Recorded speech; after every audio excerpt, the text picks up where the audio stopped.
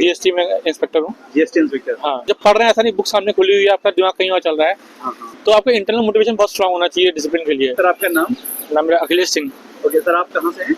मैं लखनऊ से। Okay sir, interview का एक्सपीरियंस कैसा रहा, किसके बोर्ड में था?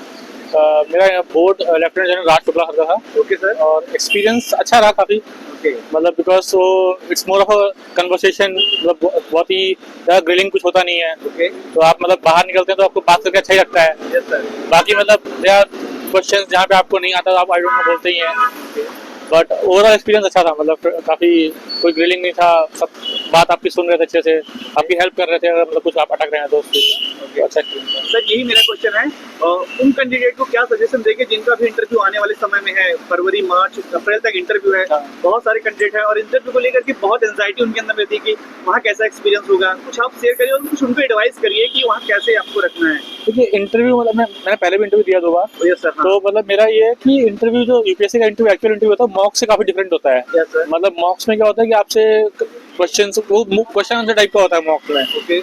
इंटरव्यू में जब वो आपको जानना चाहते हैं तो वो आपसे बातचीत कर रहे होते हैं, आप बातचीत के कुछ टॉपिक्स चाहिए तो टॉपिक्स आपके डेप्थ से जनरली पिक करते हैं। तो मतलब जिनका भी इंटरव्यू है उनको सजेशन ये है कि ज़्यादा मतलब एंग्शियस होने की जरूरत है नहीं, कुछ ज़्यादा आप अपना डेप्थ अच्छे से प्रिपेयर करिए। ओके। और बाकी मतलब करंट रिसेंट अपडेट्स जो भी हैं न्यूज़ में, जो इंपॉर्टेंट हैपनिंग्स हैं उनसे अपडेटेड रहिए। उसके अलावा और ज़्यादा कुछ मतलब नॉर्मल बहुत मतलब जिसका फर्स्ट टाइम इंटरव्यू होगा उसको ये रियलाइज होगा इंटरव्यू देके कि मतलब बहुत अच्छा एक्सपीरियंस होता है इंटरव्यू, मतलब हाँ मतलब मॉक से बहुत अलग होता है।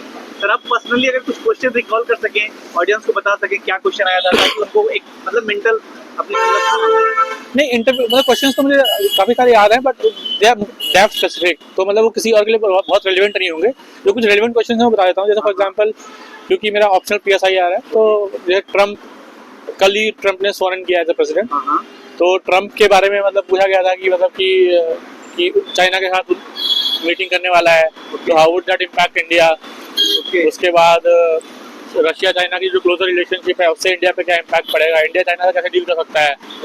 तो दीज आर द क्वेश्चंस जो जनरल थे। बाकी फिर जैसे जो मेरी हॉबीज है, जो वर्क एक्सपीरियंस है उससे स्पेसिफिक थे तो वो किसी के लिए मतलब रेलिवेंट नहीं होंगे।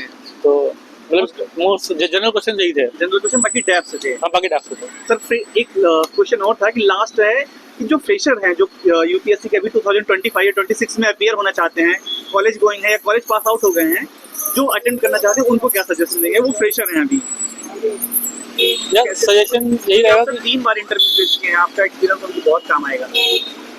सजेशन सर ये सबसे पहले जो है एक बार तो आपको बेसिक मतलब इंटीग्रेटेड प्रिपरेशन करनी होगी प्रीलिम्स और मेंस की, मतलब जो बेसिक सिलेबस है वो कवर करना पड़ेगा।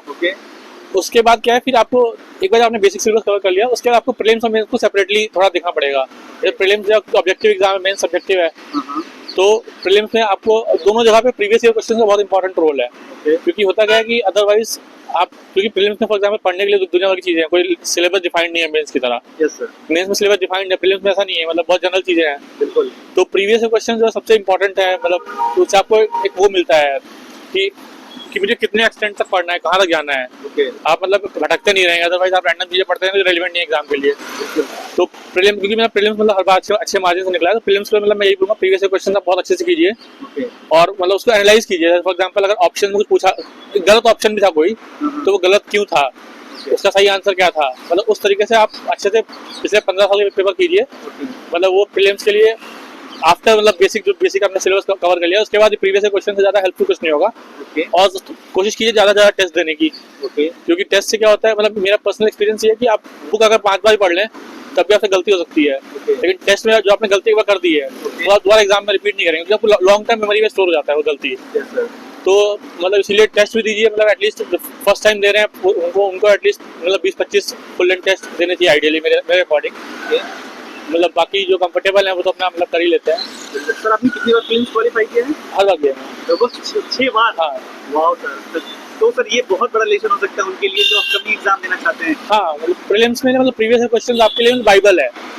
हाँ मतलब उससे आपने मतलब लेकिन ये नहीं है कि हाँ मतलब आपने शुरुआत वहीं से कर दी। ओके वो रेलिवेंट जब होंगे जब आपने एक बेसिक सिलेबस कवर कर रखा है, मतलब आपको पता है कि हिस्ट्री, ज्योग्राफी, पॉलिटी, बेसिक मतलब बेसिक पता है। ओके उसके बाद आपको मतलब वो प्रीवियस क्वेश्चंस गाइड करेंगे कि मतलब कितने मुझे किस एक्सटेंट तक पढ़ना है, कितनी डेप्थ में जाना है। ओके तो मतलब वो फायदा होता है। बाकी मतलब स्टैटिक पार्ट अच्छे से करिए, करंट अफेयर्स क्योंकि थोड़ा रैंडम होता है, यस सर लेकिन फिर भी न्यूज़पेपर मतलब फॉलो करिए कोई भी एक जो आप जिससे आप कंफर्टेबल हो, क्योंकि उससे क्या होता है कि प्रीलिम्स में तो फैक्चुअल चीज़ें कभी कभी रिकॉल हो जाती हैं एग्जाम में, ओके बट मेंस में बहुत हेल्प होती है क्योंकि आपके ओपिनियन मतलब जो है शेप होते हैं उससे।